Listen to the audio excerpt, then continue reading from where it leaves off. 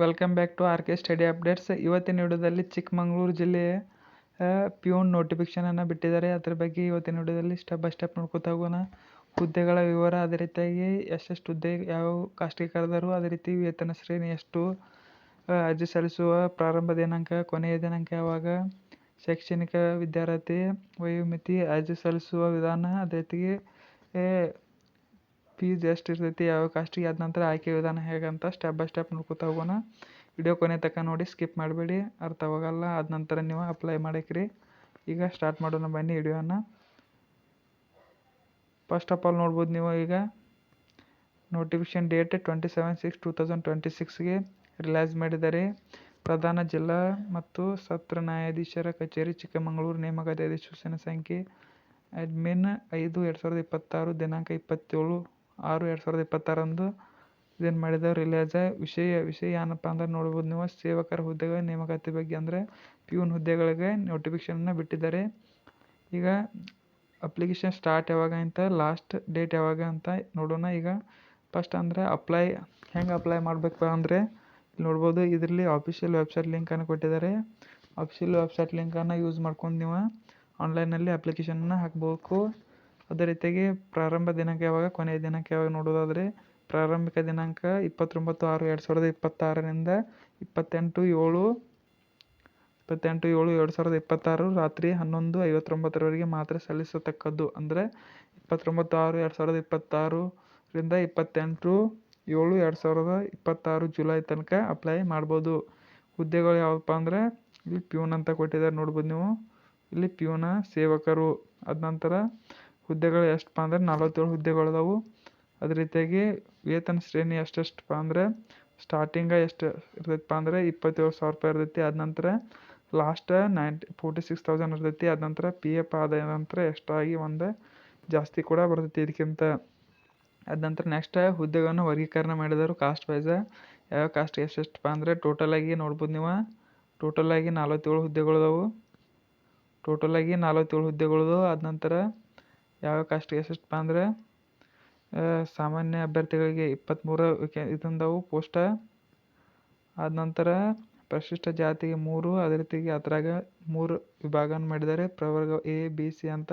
ಈಗ ತಾನೇ state government update ಮಾಡಿದ್ರು ಪ್ರವರ್ಗ A, B, C ಅಂತ. ಅದರ ಪ್ರಕಾರ ಈಗ ಹಂಚಿಕೆ ಮಾಡಿದ್ದಾರೆ 3, 2, 2 A, B, C. ಪ್ರವರ್ಗ A, B, C ಅಂತ ಹಂಚಿಕೆ ಮಾಡಿದ್ರು. ಅದ ನಂತರ ಪ್ರವರ್ಗ Aಕ್ಕೆ ಎಷ್ಟಪ್ಪ ಅಂದ್ರೆ ಪರಿಶಿಷ್ಟ ಪಂಗಡಿಗೆ ಎಷ್ಟಪ್ಪ ಅಂದರೆ 2. ಅದ ನಂತರ ಪ್ರವರ್ಗ 1ಕ್ಕೆ 2. ಅದ ನಂತರ 2Aಕ್ಕೆ 7. ಅದ ನಂತರ 2Bಗೆ ಎಷ್ಟಪ್ಪ ಅಂದರೆ 1. 3Aಗೆ ಎಷ್ಟಪ್ಪ ಅಂದ್ರೆ 2. ಅದ ನಂತರ 3Bಗೆ ಎಷ್ಟಪ್ಪ ಅಂದರೆ 3 ವೇಕೆನ್ಸಿಯನ್ನು ಹಂಚಿಕೆ ಮಾಡಿದ್ದಾರೆ. ಟೋಟಲಾಗಿ 47 ಹುದ್ದೆಗಳು ಖಾಲಿ ಇದ್ದೇವೆ. ಅದ ನಂತರ ಈಗ ನೆಕ್ಸ್ಟ್ ಏನಪ್ಪ ಅಂದ್ರೆ ಸೇವಕರ ಶೈಕ್ಷಣಿಕ ವಿದ್ಯಾರ್ಹತೆ. ಅದಕ್ಕೆ ಕ್ವಾಲಿಫಿಕೇಷನ್ ಏನಾಗಿರ್ಬೇಕಪ್ಪ ಅಂದರೆ ಸಿಂಪಲ್ಲಾಗಿ 10th ಮುಗಿಸಿರ್ಬೇಕು. ಅದ ನಂತರ 10th ಮುಗಿಸಿರ್ಬೇಕು, ಅದರಲ್ಲಿ ಉತ್ತೀರ್ಣರಾಗಿರ್ಬೇಕಂತ ಹೇಳಿದ್ದಾರೆ. ಅದ ನಂತರ ಮತ್ತೊಂದು ಏನಪ್ಪ ಅಂದರೆ ಕನ್ನಡ ಓದಲು ಮತ್ತು ಬರೆಯಲು ಬಲ್ಲವರಾಗಿರ್ಬೇಕು. ಕನ್ನಡ ಓದಕ್ಕೆ ಮತ್ತು ಬರೆಯೋಕೆ ಬರ್ತಿರ್ಬೇಕು. ಇಷ್ಟಿದ್ರೆ ಆಯಿತು, ನೀವು ಅಪ್ಲೈ ಮಾಡ್ಬೋದು. ಅದ ನಂತರ SSLC ಆಧಾರದ ಮೇಲೆ ಆಯ್ಕೆ ಮಾಡ್ಕೋತಾರೆ. ವಯಸ್ಸಿನ ಎಷ್ಟು ಸಡಿಲಿಕೆ ಮಾಡಿದಾರಪ್ಪ ಅಂದರೆ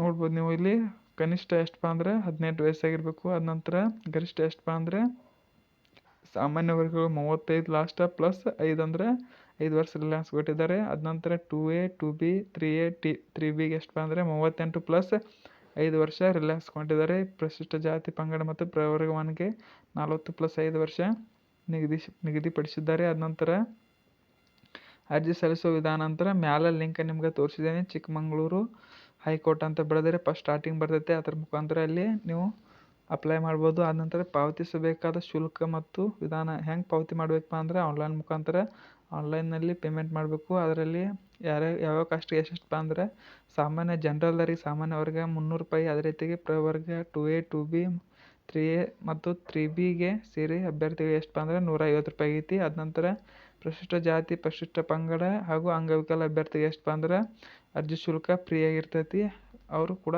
ಅಪ್ಲೈ ಮಾಡ್ಬೋದು. ಅದೇ ರೀತಿ ಹೆಂಗೆ ಪೇಮೆಂಟ್ ಮಾಡಬೇಕಪ್ಪ ಅಂದರೆ ಅಪ್ಲಿಕೇಶನ್ನ ಫಸ್ಟ್ ಹಾಕಬೇಕು. ಅದ ನಂತರ ಪೇಮೆಂಟ್ ಕೇಳ್ತೈತಿ. ಪೇಮೆಂಟ್ ಕೇಳ್ಬೇಕು. ಇದು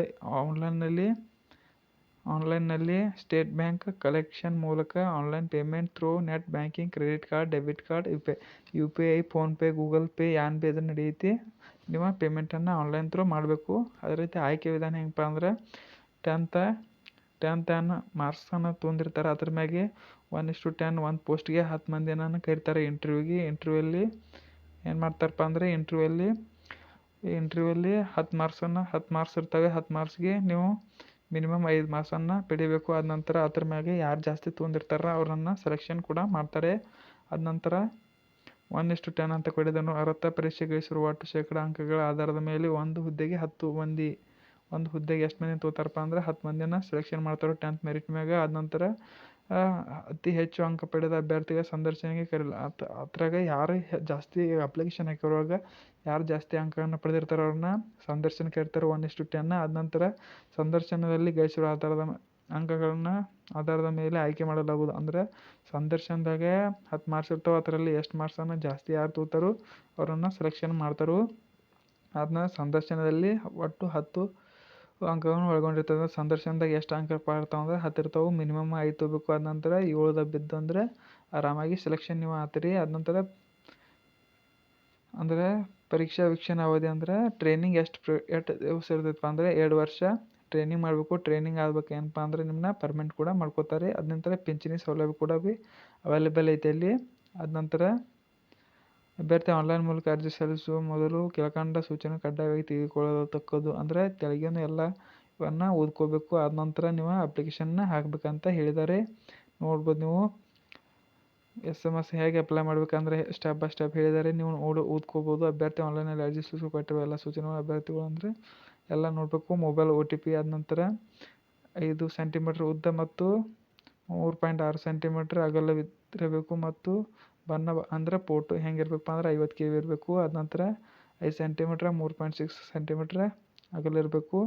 ಅದೇ ರೀತಿಯಾಗಿ 25 KB ಸಿಗ್ನೇಚರ್ ಇರಬೇಕು. ಇದನ್ನ ಅಪ್ಲೋಡ್ ಮಾಡಬೇಕು.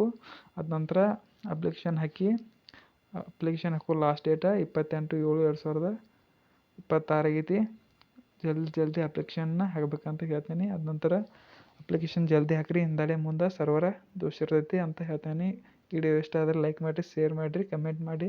ಇನ್ನು ನಮ್ಮ ಚಾನಲನ್ನು ಸಬ್ಸ್ಕ್ರೈಬ್ ಮಾಡಿಲ್ಲ ಅಂದ್ರೆ ಸಬ್ಸ್ಕ್ರೈಬ್ ಮಾಡ್ಕೊರಿ. ಆದ ನಂತರ ಯಾವುದೇ ರೀತಿಯ ಡೌಟ್ ಇತ್ತಂದರೆ ಕಮೆಂಟ್ ಕೂಡ ಮಾಡಿ. ಮತ್ತೆ ಮುಂದಿನ ವಿಡಿಯೋದಲ್ಲಿ ಸಿಗೋಣ. ಹೇಗೆ ಅಪ್ಲೈ ಮಾಡೋದಂತ ಮುಂದಿನ ವಿಡಿಯೋದಲ್ಲಿ ಸ್ಟೆಪ್ ಬೈ ಸ್ಟೆಪ್ ನೋಡುತ್ತಾ ಹೋಗೋಣ ಅಂತ ಹೇಳ್ಕೊತಾ ವಿಡಿಯೋ ಮುಗಿಸ್ತಾ ಇದ್ದೀನಿ. Thank you for watching.